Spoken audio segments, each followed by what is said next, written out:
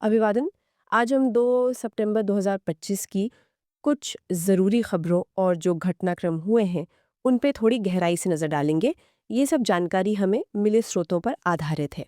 बिल्कुल, और कोशिश यही रहेगी कि इन सारी जानकारियों में से जो सबसे महत्वपूर्ण पहलू हैं, जी। उन्हें निकालें और उन्हें आसान तरीके से समझें, ताकि दुनिया में क्या चल रहा है, इसकी एक साफ तस्वीर बन सके। तो चलिए शुरू करते हैं फिर। सबसे पहले वैश्विक मंच पर भारत की स्थिति देखते हैं। कुछ हालिया जो इंडेक्स आए हैं उनके ज़रिए। ग्लोबल पीस इंडेक्स 2025 आया है, इसमें भारत कहाँ खड़ा है? हाँ, ये जो इंडेक्स है, इसे Institute for Economic and Peace जारी करता है। जी। ये दुनिया भर में शांति का लेवल मापता है, समझिए। तो 163 देशों की लिस्ट में भारत का स्थान 115वां है। 115वां। जी, और हमेशा की तरह आइसलैंड सबसे ऊपर है, सबसे शांत देश।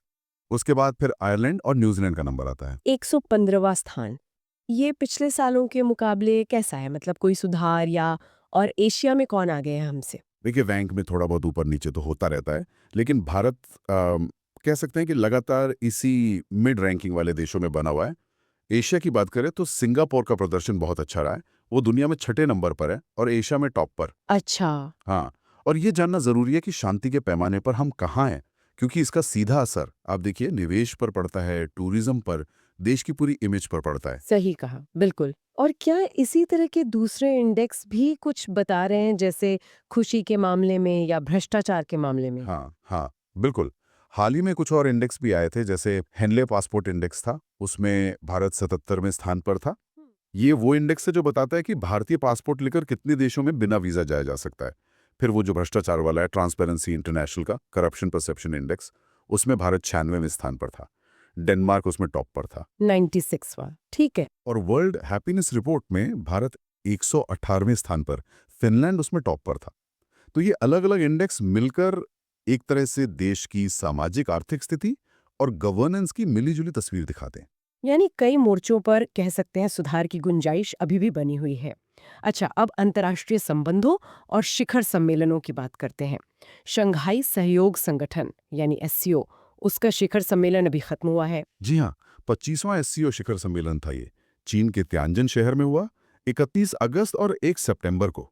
चीन ने 5वीं बार इसकी मेजबानी की है। 5वीं बार। अच्छा, जी। और इस बार की थीम थी शंघाई भावना की निरंतरता, गतिमान एससीओ। प्रधानमंत्री मोदी भी इसमें शामिल हुए थे। वो जापान यात्रा से सीधे वहीं पहुंचे थे। एससीओ आजकल काफी चर्चा में रहता है। ये शंघाई भावना जिसकी बात हो रही है, इसका ठीक ठीक मतलब क्या है और इस संगठन का मुख्य मकसद क्या है? देखिए, शंघाई भावना का मतलब है आपसी भरोसा, एक दूसरे का फायदा, बराबरी, सलाह मशवरा, अलग-अलग संस्कृतियों का सम्मान और मिलकर विकास करने की इच्छा।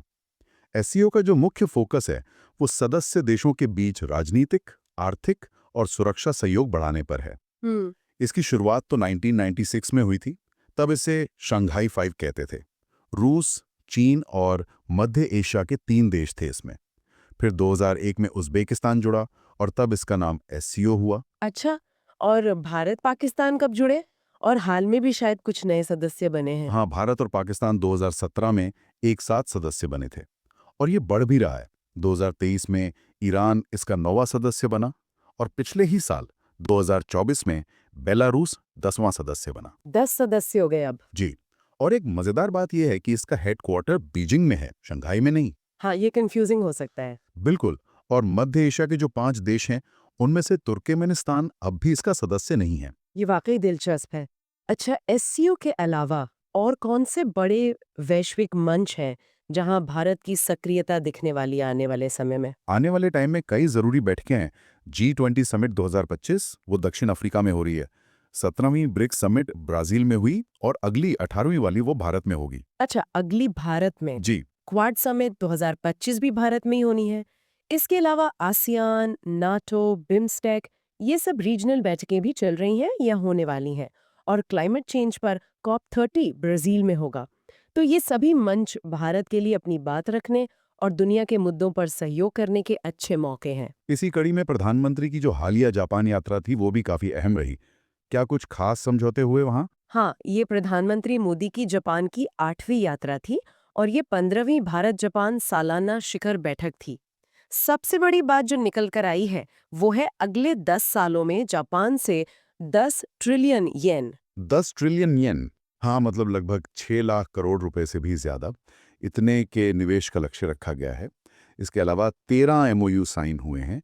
इनमें एक बहुत ज़रूरी समझौता है क्रिटिकल मिनरल्स पर। क्रिटिकल मिनरल्स मतलब मतलब वो खनिज जो आजकल बहुत जरूरी हैं, जी, जैसे सेमीकंडक्टर बनाने के लिए, बैटरी बनाने के लिए, डिफेंस टेक्नोलॉजी के लिए। जी। तो इन खनिजों में सहयोग पर समझौता हुआ है। तो ये अब रिश्ता सिर्फ आर्थिक नहीं, बल्कि स्ट्रेटेजिक तौर पर भी गहरा हो रहा है, कह सकते हैं। हाँ, उपहारों का भी जिक्र था कुछ। जी, वो तो एक परंपरा है, उपहारों का आदान-प्रदान हुआ। पीएम मोदी को जापान से दारुमा गुड़िया मिली। ये वहाँ दृढ़ता और सौभाग्य का प्रतीक मानी जाती है। अच्छा। और उन्होंने जापानी पीएम शिगेरू इशिबा को रेमन खाने वाला कटोरा और चांदी की चॉपस्टिक दी और उनकी पत्नी को पश्मीना शॉल भेंट की। चलिए अब जरा देश की सुरक्षा और आंतरिक मामलों की ओर बढ़ते हैं। प्रवर्तन निदेशालय ईडी ने उसने इंटरपोल के जरिए कोई पर्पल नोटिस जारी किया है। हम्म, ये पर्पल नोटिस क्या होता है और ये क्यों जरूरी है? हाँ, ये एक अहम खबर है क्योंकि ईडी ने इंटरपोल के माध्यम से अपना पहला पर्पल नोटिस जारी किया है। पहला? जी, पहला।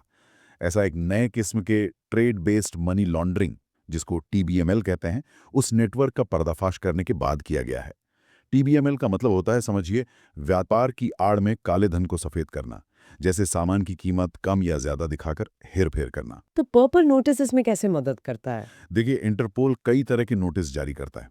रेड नोटिस होता है भगोड़ों के लिए, हाँ, सुना है। येलो नोटिस होता है लापता लोगों के लिए, पर्पल नोटिस का इस्तेमाल होता है सदस्य देशों को अपराधियों द्वारा इस्तेमाल किए जा रहे तरीकों, मतलब मोडस ऑपरेंडाई, या कोई खास वस्तु, उपकरण या छिपाने की जगहों के बारे में अलर्ट करने के लिए। अच्छा, जानकारी साझा करने के लिए। बिल्कुल।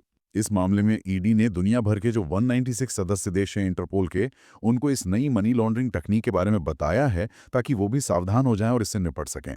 इंटरपोल का हेडक्वार्टर फ्रांस के लियोन शहर में है। ये तो वैश्विक अपराध से लड़ने में वाकई एक जरूरी कदम लगता है। रक्षा क्षेत्र से भी कुछ अपडेट्स हैं? हाँ, बिल्कुल। डीआरडीओ, हमारा रक्षा अनुसंधान और विकास संगठन, उसने भारतीय नौसेना को कलवरी क्लास की जो पनडुब्बियां हैं, उनके लिए देश में ही बना नेवल फ्लेयर सिस्टम सौंपा है। Naval flare system? जी, ये क्या काम करता है? ये फ्लेयर्स एक तरह से पनडुब्बी का सुरक्षा कवच होते हैं। जब दुश्मन का टॉर्पीडो या मिसाइल पनडुब्बी की तरफ आता है, तो ये फ्लेयर्स छोड़े जाते हैं। ये मिसाइल को भ्रमित कर देते हैं, उसे भटका देते हैं। अच्छा। जी, इससे हमारी नौसेना की पानी के नीचे लड़ने की क्षमता और मजबूत होगी, आत्मनिर्भरता भी बढ़ेगी। और भारतीय सेना की तरफ से कोई खबर? भारतीय सेना ने अरुणाचल प्रदेश में युद्ध कौशल 3.0 नाम का एक बड़ा अभ्यास किया है। युद्ध कौशल 3.0? हाँ, इसका मकसद था हिमालय के ऊंचे और मुश्किल इलाकों में सेना की युद्ध की तैयारियों को परखना। ये काफी जरूरी है, खासकर चीन सीमा को देखते हुए। इससे पहले भी सेना ने अरुणाचल में ड्रोन प्रहार और सिक्किम में दिव्य शक्ति जैसे अभ्यास किए थे। तैयारियां जारी हैं। अब अर्थव्यवस्था की तरफ आते हैं। बीमा क्षेत्र में 100% एफडीआई की बात हो रही है। इसका क्या मतलब है और क्या असर हो सकता है? हाँ, सरकार ने बीमा क्षेत्र में फॉरेन डायरेक्ट इन्वेस्टमेंट यानी एफडीआई की लिमिट 74% से बढ़ाकर 100% करने की योजना को नोटिफाई कर दिया है। पूरी 100%? जी, इसका मतलब यह है कि अब विदेशी बीमा कंपनियां भारत में अपनी 100% मालिकाना हक वाली सब्सिडियरी कंपनियां खोल सकती हैं। पहले वो 74% तक ही मालिक हो सकती थी। तो इससे क्या होगा? उम्मीद है कि इससे बाजार में कंपटीशन बढ़ेगा, ग्राहकों को शायद बेहतर प्रोडक्ट्स और सर्विसेज मिलें और इस सेक्टर में विदेशी पूंजी भी ज्यादा आएगी। हालांकि कुछ चिंताएं भी हैं कि इससे हमारी घरेलू कंपनियों पर दबाव बढ़ सकता है। हाँ, वो तो है। ये तो बड़ा बदलाव है। अच्छा, मेक इन इंडिया को लेके भी कुछ पहल हुई है। नोएडा में कुछ उद्घाटन हुए शायद? जी हाँ, दो महत्वपूर्ण उद्घाटन हुए हैं नोएडा में। एक तो भारत की पहली मोबाइल टेम्पर्ड ग्लास फैक्ट्री खुली है। पहली? अब तक नहीं थी? नहीं, अब तक टेम्पर्ड ग्लास हम ज्यादातर इंपोर्ट करते थे। इसे ऑप्टिमस इंफ्राकॉम कंपनी ने शुरू किया है और इसमें कॉर्निंग की टेक्नोलॉजी इस्तेमाल होगी। आईटी मंत्री अश्विनी वैष्णव ने इसका उद्घाटन किया। ये तो अच्छी बात है। और दूसरा? दूसरा, रक्षा मंत्री राजनाथ सिंह ने भारत के सबसे बड़े एरो इंजन टेस्टिंग सेंटर का उद्घाटन किया है। इसे राफोटेक एम फाइवर प्राइवेट लिमिटेड ने बनाया है। ये दोनों ही मैन्युफैक्चरिंग कैपेसिटी बढ़ाने वाले कदम हैं। सड़कों पर टोल कलेक्शन को लेकर भी कुछ नया है। ये multi lane free flow tolling system क्या चीज है? हाँ, NHAI यानी national highway authority of India ने आईसीआईसी बैंक के साथ मिलकर गुजरात में NH48 पर देश का पहला multi lane free flow tolling system शुरू किया है। फ्री फ्लो मतलब रुकना नहीं पड़ेगा? बिल्कुल, इसमें गाड़ियों को टोल प्लाजा पर रुकने की जरूरत नहीं पड़ेगी। ऊपर कैमरे और रीडर लगे होंगे। RFID रीडर फास्टैग को पढ़ लेगा और ANPR कैमरे गाड़ी की नंबर प्लेट को स्कैन कर लेंगे। टोल अपने आप अकाउंट से कट जाएगा। अरे वाह! इसका सबसे बड़ा फायदा क्या होगा? जाम कम होगा? हाँ, सबसे बड़ा फायदा यही है, समय और ईंधन की बचत। टोल प्लाजा पर जो लंबे जाम लगते हैं उनसे छुटकारा मिलेगा, यात्रा तेज होगी, स्मूथ होगी। कह सकते हैं ये टोल कलेक्शन का भविष्य है। ये तो बहुत बढ़िया है। कृषि में तकनीक का इस्तेमाल भी बढ़ रहा है, जैसे ड्रोन वगैरह। कोई नई मंजूरी मिली है? हाँ, PRY एरोस्पेस के अर्जुना ड्रोन को DGCA से कृषि में इस्तेमाल के लिए सर्टिफिकेट मिल गया है। अर्जुना ड्रोन। जी, ये ड्रोन खेतों में कीटनाशक या खाद वगैरह छिड़कने, फसल की निगरानी करने जैसे काम कर सकते हैं। इससे किसानों का समय बचेगा, मेहनत कम लगेगी और खेती ज्यादा सटीक तरीके से हो पाएगी। टेक्नोलॉजी किसानों की मदद कर रही है। अच्छा, बैंकिंग में भी कोई खास समझौता हुआ? हाँ, state bank of India SBI ने फ्रांस की डेवलपमेंट एजेंसी है AFD, उसके साथ गिफ्ट सिटी गांधीनगर में 100 मिलियन यूरो की लाइन ऑफ क्रेडिट साइन की है। 100 मिलियन यूरो किस लिए? इस पैसे का इस्तेमाल भारत में ग्रीन फाइनेंसिंग के लिए किया जाएगा।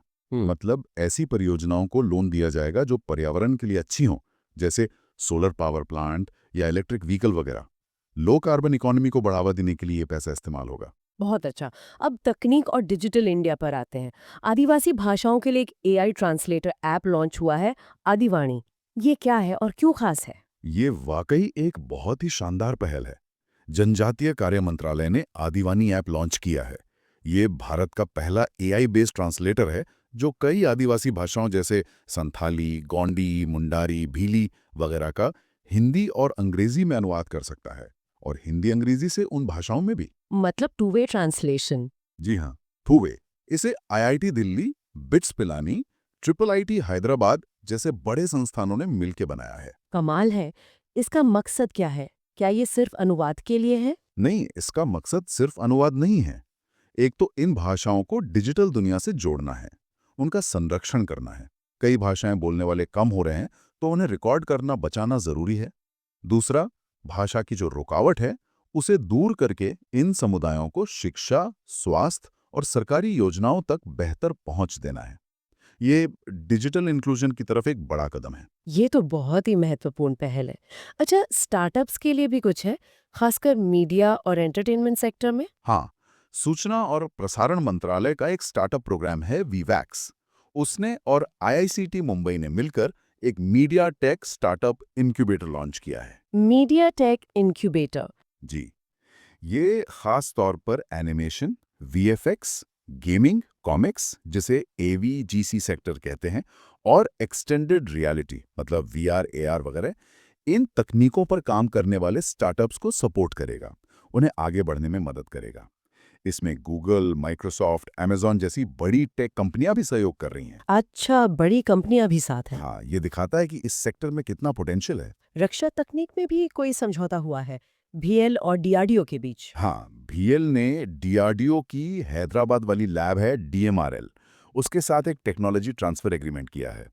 ये फ्यूज्ड सिलिका रडार डोम बनाने की तकनीक के लिए है। रडार डोम, ये क्या होता है? ये डोम एक तरह से रडार के एंटीना के लिए सुरक्षा कवच होते हैं। उन्हें बारिश, बर्फ, धूल मतलब खराब मौसम से बचाते हैं। ये मिसाइलों और लड़ाकू विमानों के लिए बहुत जरूरी होते हैं। तो अब BL भी इन्हें बना सकेगा। अच्छा, और सड़कों पर बसों को अपनाने में कौन सा राज्य सबसे आगे चल रहा है? इस मामले में दिल्ली टॉप पर है। दिल्ली ने बसों को अपनाने में काफी तेजी दिखाई है। उसके बाद महाराष्ट्र और कर्नाटक का नंबर आता है। ये पब्लिक ट्रांसपोर्ट को इको फ्रेंडली बनाने की दिशा में एक अच्छा संकेत है। बिल्कुल। चलिए अब कुछ महत्वपूर्ण नियुक्तियों और पुरस्कारों की बात कर लेते हैं। कौन कहाँ नियुक्त हुआ? जरूर। रजत पुन्नी, इन्होंने FSSAI के CEO का जाज लिया है। FSSAI मतलब भारतीय खाद्य सुरक्षा एवं मानक प्राधिकरण, जो हमारे खाने पीने की चीजों के स्टैंडर्ड्स तय करता है। हाँ, FSSAI मार्क देखते हैं हम। जी। और TCA कल्याणी, ये देश की 29वीं CGA यानी कंट्रोलर जनरल ऑफ अकाउंट्स बनी है। ये सरकार के खातों का हिसाब किताब रखती हैं। इन्होंने SS दुबे की जगह ली है। अंतर्राष्ट्रीय स्तर पर देखें तो यमन के एक्टिंग प्रधानमंत्री मोहम्मद अहमद मुफ्ता बने हैं। और पुरस्कारों में कोई बड़ा पुरस्कार किसी भारतीय को? हाँ, ये बहुत बड़ी खबर है। इस साल का रैमन मैग्सेसे पुरस्कार, जिसे एशिया का नोबेल भी कहते हैं, उसमें एक भारतीय NGO है, एजुकेट गर्ल्स, उसने अवार्ड जीता है। Educate girls, wow. हाँ, और ये पहला भारतीय NGO है जिसे ये सम्मान मिला है। ये संगठन लड़कियों की शिक्षा के लिए काम करता है, खासकर ग्रामीण राजस्थान में। इसकी स्थापना 2007 में सफीना हुसैन ने की थी। ये वाकई भारत के लिए बहुत गर्व की बात है। ये तो सच में बहुत बड़ी उपलब्धि है। अच्छा, खेल जगत में क्या चल रहा है? तीरंदाजी में आगे क्या है? तीरंदाजी में वर्ल्ड आर्चरी चैंपियनशिप 2025 का 53rd संस्करण वो दक्षिण कोरिया के ग्वांगजू में 5 सितंबर से शुरू हो रहा है। पिछली बार 2023 में बर्लिन में भारत ने कमाल का प्रदर्शन किया था, मेडल टैली में टॉप किया था, तो इस बार भी उम्मीदें बहुत ज्यादा है। हाँ, पिछली बार तो कमाल ही कर दिया था। और निशानेबाजी में एशियाई चैंपियनशिप हुई थी शायद। जी, कजाकिस्तान में हुई थी 16th एशियाई शूटिंग चैंपियनशिप और भारत ने वहां इतिहास रच दिया। 50 गोल्ड मेडल जीते, कुल मिला के 99 मेडल जीते और पदक तालिका में टॉप किया। मतलब भारतीय निशानेबाजी इस वक्त अपने शिखर पर है। 99 मेडल, गजब। कोई नया खेल भी है जिसमें भारत हिस्सा ले रहा है? पिकल बॉल जैसा कुछ? हाँ, पिकल बॉल। ये खेल समझिए टेनिस, बैडमिंटन और टेबल टेनिस का मिला जुला रूप है और ये युवाओं में आजकल काफी तेजी से पॉपुलर हो रहा है। भारत पहली बार पिकल बॉल वर्ल्ड कप 2025 में हिस्सा लेगा। अच्छा, नया खेल, नई उम्मीदें। F1 रेसिंग में डच ग्रैंड प्रिक्स किसने जीता? मैक्लेरन के ड्राइवर हैं ऑस्कर पियास्ट्री, ऑस्ट्रेलिया के। उन्होंने ये रेस जीती है। मैक्स वर्स्टैपन दूसरे स्थान पर रहे। और क्रिकेट में? क्रिकेट में आईसीसी ने महिला क्रिकेट को और बढ़ावा देने के लिए गूगल के साथ साझेदारी की है। आईसीसी और गूगल, दिलचस्प। और विश्व खेल 2025? हाँ, वो चीन के चेंगडू में हुए थे, वो संपन्न हो गए हैं और उसमें पदक तालिका में मेजबान चीन ही टॉप पर रहा। चलिए, अब अंत में कुछ सामाजिक मुद्दे और दूसरी मिली-जुली खबरें। महिलाओं के लिए सबसे सुरक्षित शहर किसे माना गया है देश में? हाल ही में एक रिपोर्ट आई है। उसके मुताबिक नागालैंड की राजधानी कोहिमा को देश में महिलाओं के लिए सबसे सुरक्षित शहर माना गया है। कोहिमा, अच्छा। जी, उसके बाद विशाखापट्टनम और भुवनेश्वर का स्थान है। ये आंकड़े शहरों में सुरक्षा व्यवस्था पर रोशनी डालते हैं और बताते हैं कि कहाँ और काम करने की जरूरत है। पोषण सप्ताह भी चल रहा है ना? जी, 1 से 7 सितंबर तक राष्ट्रीय पोषण सप्ताह मनाया जा रहा है। इस साल की थीम है बेहतर जीवन के लिए सही भोजन, मतलब eat right for a better life. ये सही खानपान के महत्व को बताता है और ये संयुक्त राष्ट्र के सतत विकास लक्ष्य 2 यानी जीरो हंगर उससे भी जुड़ा हुआ है। और आज कोई खास दिन भी है? 2 सितंबर को? हाँ, आज 2 सितंबर को विश्व नारियल दिवस मनाया जाता है, वर्ल्ड कोकोनट डे। ये 1969 में अंतर्राष्ट्रीय नारियल समुदाय की स्थापना हुई थी, उसी के उपलक्ष्य में मनाया जाता है। नारियल दिवस, अच्छा। गृह मंत्री की गुजरात यात्रा की कोई खास बात? कुछ लॉन्च वगैरह हुआ? हाँ, गृह मंत्री अमित शाह गुजरात में थे।